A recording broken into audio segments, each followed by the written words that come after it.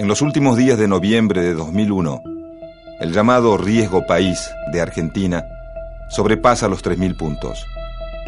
Luego de más de 3 años de recesión, los capitales financieros huyen masivamente del país y miles de ciudadanos comunes corren a los bancos para salvar sus ahorros.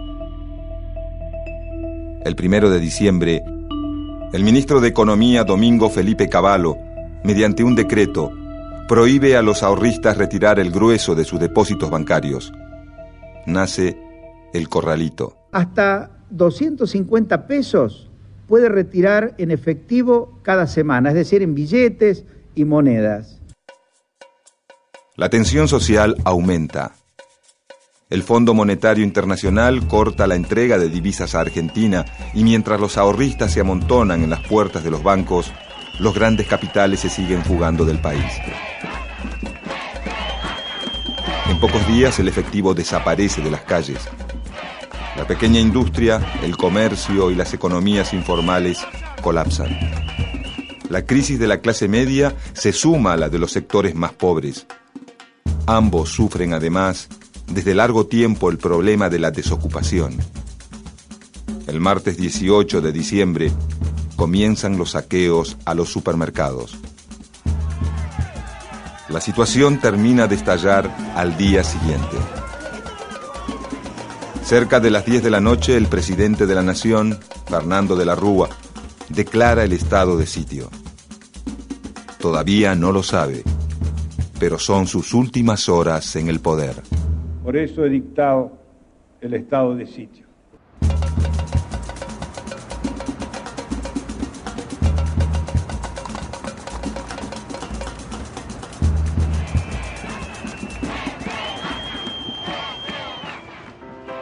¿Cómo era la situación política y económica en los 90? Y había triunfado el modelo neoliberal, realmente había logrado lo que quería, que era desregular el Estado. ¿Qué implicaba eso? Privatizaciones de empresas del Estado, un proceso de desindustrialización que se profundizó, creciente, que ya se había iniciado en los 70, pero fue culmine. La destrucción, por ejemplo, del cinturón industrial en Rosario, eso implicaba mucha gente desempleada, en un proceso de fuerte avance tecnológico que no se ajustaba a esta gente sin empleo a poder reubicarse. Un movimiento obrero que negociaba y que no defendía los intereses de estos trabajadores crecientes. Es el momento más fuerte del movimiento piquetero. Realmente de incertidumbre que llevó al 2001 a la total crisis.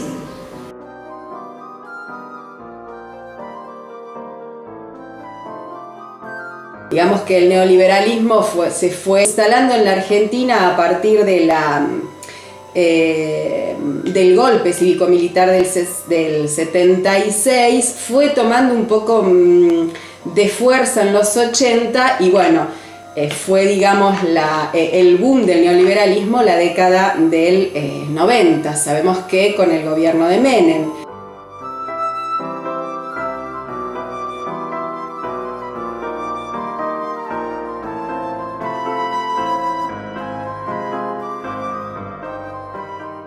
El gobierno neoliberal de Menem se basó en la privatización de todo lo que sea público y algo tan vital y que nos resultó nefasto para los argentinos es privatizar la energía, o sea, petróleo, gas, electricidad. Menem también se asocia con los grandes capitales, llámese Bungibor, y le imponen al ministro de Economía. El cuarto ministro de Economía de Menem fue Domingo Cavallo.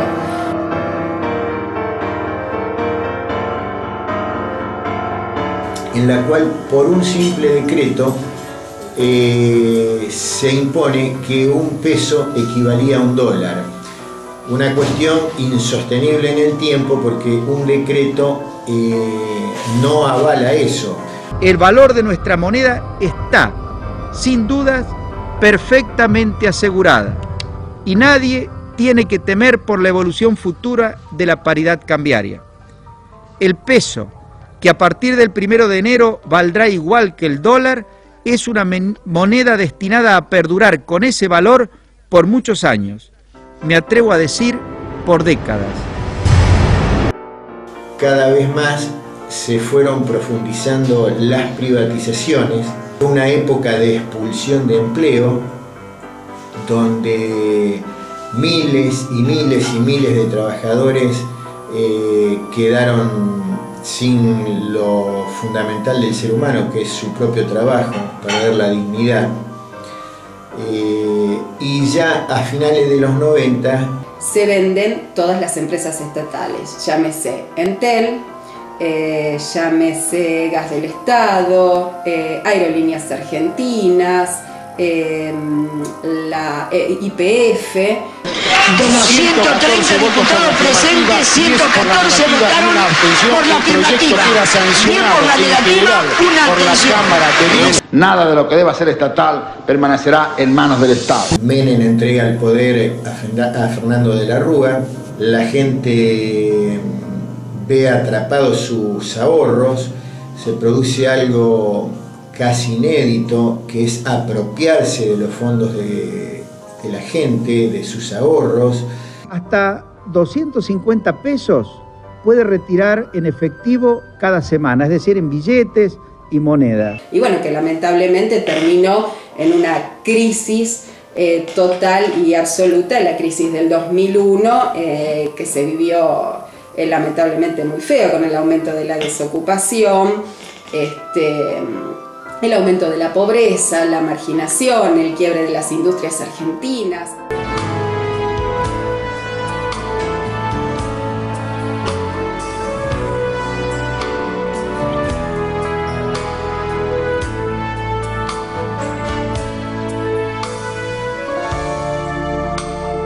Y bueno, y realmente terminó en toda esa movilización y el famoso cacerolazo, en donde ya el gobierno de la Alianza y ya de la Rúa se tuvo que fugarse en helicóptero.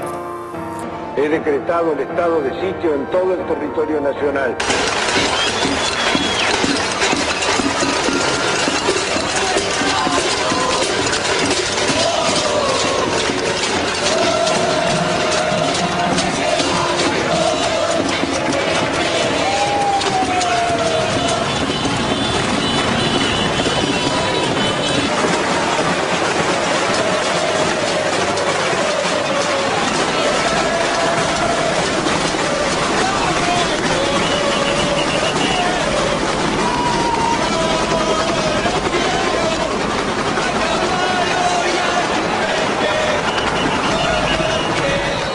¿Cómo le afectó en su vida laboral? Y la incertidumbre de conseguir el trabajo, con un título universitario, con el miedo, inclusive, bueno, uno siendo docente, con lo que fue la Ley Federal de Educación, con los recortes que hubo en la Ley Federal de Educación. Tal vez en el ámbito de la educación pública, salvo las reubicaciones que se produjeron en ese periodo, el impacto se sintió en el salario, en la recurrencia de paros docentes, de las discusiones muy complejas de paritaria.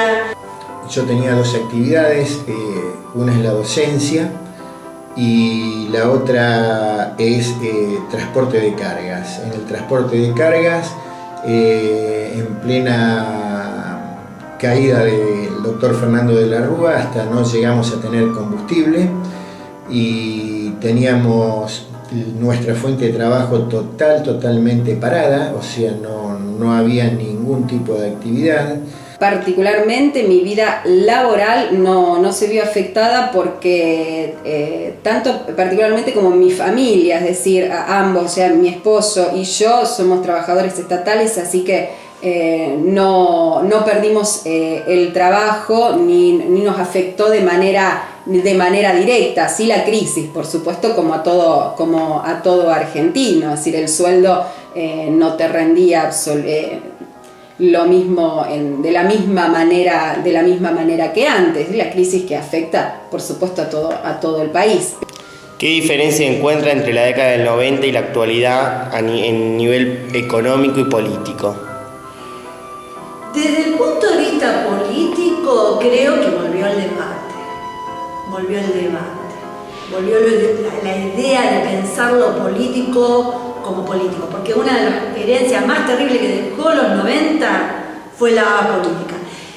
El día del cacerolazo del 2001 y el que se vayan todos era peligroso.